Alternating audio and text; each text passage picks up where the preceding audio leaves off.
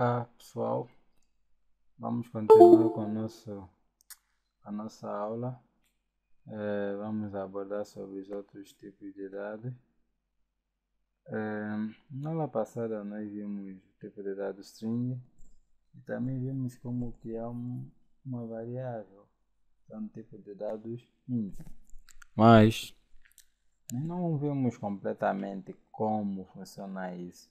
Existe uma particularidade para os tipos de dados numéricos, ou melhor, as variáveis numéricas. O nosso console, existe momentos em que nós precisamos retirar dados do console, receber dados do console. Então, o nosso console traz todos os dados dele como string, até os que vão lá passam a ser considerados string.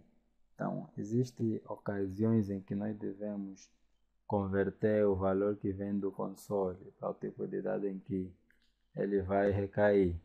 Então, eu vou simular um exemplo simples aqui. Int n1, n2. Criei duas variáveis. Quero que essas variáveis recebam valores provenientes do usuário. Digite o primeiro número. Então, nosso usuário vai ler essa mensagem. A princípio, isso ficará dessa forma: console.readline. A princípio, hein? Verão que teremos erros. O que ele diz? Cannot implicitly convert type string to int. Quer dizer que ele não pode converter implicitamente um tipo de string para inteiro. Para que ele faça isso, nós temos que pôr o tipo de dado em que nós queremos que ele seja convertido.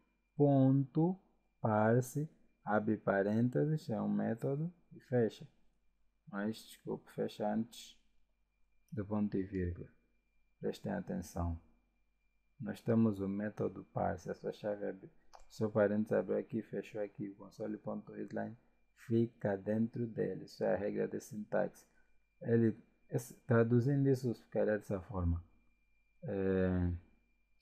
converte o que vem do console para inteiro, ok? Converte o que vem do console para inteiro, é isso que ele diz, não dá nada mais do que isso. Então, depois diríamos para introduzir o segundo valor, ou melhor, o segundo número. Digite o segundo número. Iremos ao mesmo procedimento. int.parse, abre e fecha, dentro dele é o console.readline. Ele fez a leitura. Depois podemos mostrar a soma, por exemplo. console.writeLine. Poderemos pôr n1 mais n2, estamos a fazer uma soma. Se eu executar, verão que acontecerá da forma como está no código: 10 mais 10, 20. Bem, nós podemos fazer da seguinte forma para tornar o programa mais perceptível para vocês, ou mais estruturado. Podemos pôr aqui uma variável soma, fica melhor, soma, e a nossa soma deverá receber o n1 mais n2, e aqui em vez de ser n mais n2 vinha soma, e ficará concatenado com resultado. Isso funciona da mesma forma. Vou repetir os números. 10 mais 10, aí 20. Então, isso é tão simples. Agora, nós vamos dar mais um exemplo usando o tipo de dado doble. Atenção, os tipos de dados numéricos, ou seja, variáveis numéricas, quando estão a receber um valor que venha do console, devem ser convertidos para o seu tipo, esse valor. Eu vou comentar esse código, selecionei, posso clicar aqui, ele comentará em linha, existe o comentário em bloco que eu explicarei depois. Comentários são linhas que o compilador ignora. O compilador fará de conta que isso não existe. Então vou declarar variáveis do tipo double, nota 1, nota 2 e média. Ok. Vou dizer console.writeLine. Acho que você entendeu a ideia desse exercício. Digite a primeira nota. Nesse exercício nós vamos fazer cálculo de média.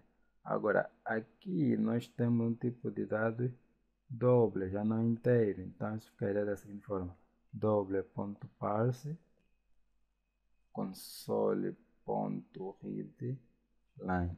Ficaria dessa forma. Depois pediremos ao usuário para que introduzisse o segundo valor. Digite a segunda nota. Simples. Poderíamos fazer com que a nota 2 lesse, mas tem que converter double.parse, não esqueçam disso, console.readline. Depois iremos ver que a nossa média recebe. Todo estudante sabe como é que funciona essa coisa da média. Não tem segredo. Nota 1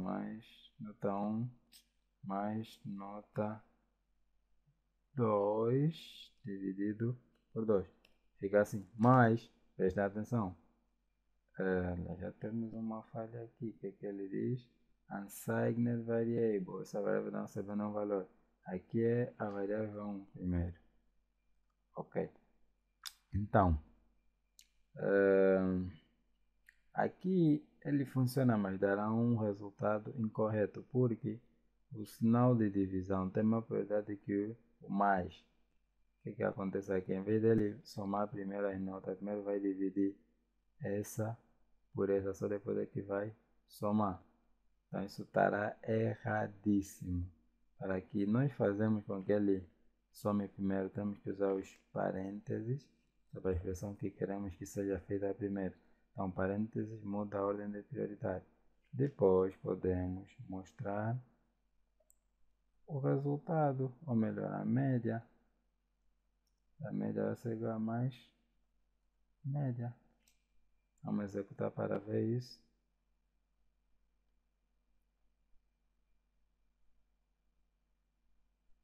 É, 15, 12. Uau! 13,5. Se fosse inteiro não daria números com vírgula. Ele só dá número com vírgula porque é do tipo doble, que é real. Então, aqui vemos que nós estamos perante uma constante aqui. S2 é uma constante. Nós no C# podemos também declarar constantes. Constantes são valores que não mudam durante a execução do nosso programa. No caso, S2 não muda. Nós podemos declarar uma constante que será S2. Para fazer isso, podemos colocá-lo aqui em cima. Const, prestar atenção, const int, sabemos que aquele 2 é do tipo inteiro. S2 é praticamente o número de provas, não n provas, igual a 2. É assim que funciona a declaração de uma constante. Atenção que ao declará-la já tens que atribuir o valor dela, porque ela é uma constante que hoje já recebeu seu valor e não muda, é algo irreversível. Irreversível durante a execução do programa. Então, aqui vem o n provas em vez de 2. Se eu executar, funcionará da mesma forma.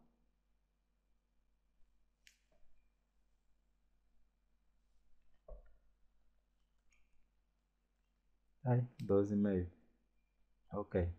Então, vocês podem testar os outros tipos de dados e verão que não há segredo nisso. É só saberem quando estão perante uma variável que é do tipo doble. Se for para receber um dado console, tem que converter para doble. Se for inteiro, converte para inteiro.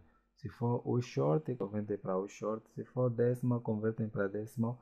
E assim sucessivamente. Somente o string é que não deve ser convertido, porque ele já recebe como string.